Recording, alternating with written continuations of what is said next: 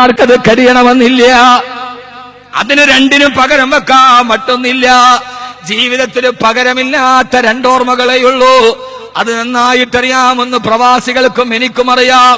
വർഷങ്ങൾ മാറി നിന്ന് അവസാനം വീട്ടിലേക്ക് പോയി, എയർപോർട്ടിലിറങ്ങി വീടിന്റെ വാതിലിൽ പോയി മുട്ടുമ്പോ ഓടി വന്നിട്ട് ശരീരത്തിലെ കഴുത്തിൽ കെട്ടിപ്പിടിച്ചിട്ട് മക്കള് കവളത്ത് വെച്ച് തരുന്നൊരു മുത്തം. ആ മുത്തം നിന്നിട്ട് വാപ്പാട്ട പോക്കറ്റിലേക്ക് ഇറങ്ങുന്ന കൊച്ചുകൈ മിഠായുണ്ടോ എന്നറിയാൻ. അതിനു പകരം വേറൊരു അനുഭവം വേറെയില്ല.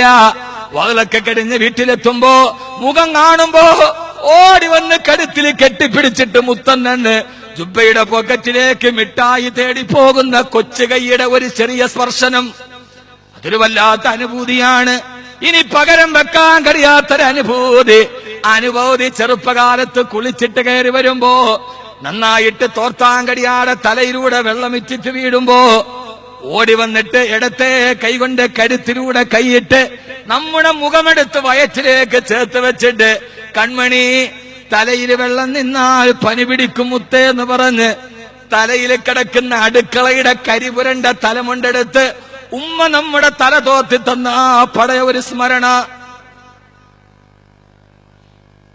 അത് ലോകത്തിലെ ഏത് 5 സ്റ്റാർ 7 സ്റ്റാർ ഹോട്ടലിന്റെ ബാത്ത് ടപ്പിന് സുഖം തരാൻ കഴിയില്ല. അടുക്കളയിലെ കരിപുരണ്ട ചോറിന്റെ പാത്രത്തിന്റെ തലയിൽ പിടിച്ച അടുക്കളയുടെ ദുർഗന്ധം പുകന്ന ഉമ്മയുടെ തലയിൽ കിടന്ന തലമുണ്ട്. അതിന് പകരം വെക്കാൻ ഒരു മണം വേറെയില്ല. അതെടുത്തിട്ട് നമ്മുടെ തല ഇങ്ങനെ തോർത്തി തന്നു മോനെ തലയിൽ വെള്ളം നിന്നാൽ പനി പിടിക്കും പൊന്നുമോനെ. അത്താഴം കടിക്കാതെ കിടന്നിറങ്ങുമ്പോ ഉറക്കത്തിൽ എഴുന്നേൽപ്പിച്ചിട്ട് അത്താഴം കഴിഞ്ഞില്ലെങ്കിൽ അരക്കാടയുടെ ഇറച്ചി കുറയുമെന്ന് പറഞ്ഞ് നിർബന്ധിച്ച് ഉറക്കത്തിൽ വാരിത്തന്ന ഉമ്മ. അള്ളാഹു നമ്മുടെ ഉമ്മമാർ കാഫിയത്തും ആരോഗ്യവും കൊടുക്കട്ടെ. ബാക്കിയെല്ലാം വ്യർത്ഥമാണ്. ബന്ധങ്ങൾ ബന്ധുരം തന്നെയാണെങ്കിലും ബന്ധങ്ങളെല്ലാം തകർന്നു പോം നിർണയം. വ്യർത്ഥങ്ങൾ ജീവിത ബന്ധങ്ങളൂടിയിൽ അർത്ഥം ഗ്രഹിക്കുവാൻ കാലമെടുത്തു ഞാൻ. ജീവിതത്തിലെ ബന്ധങ്ങൾക്ക് വലിയ പ്രസക്തിയില്ല. കലാഭവമണിയുടെ പൈസ എടുത്ത് കുടിപ്പിച്ചിട്ട് ഒഴിച്ചു കൊടുത്ത കൂട്ടുകാരെവിടെ? ഞാനിതൊക്കെ ഞാൻ മനഃപൂർവ്വം പറയാണ്. നിനക്കൊടിച്ചു തന്ന് നിന്നെ മരിപ്പിച്ച കൂട്ടുകാരില്ല.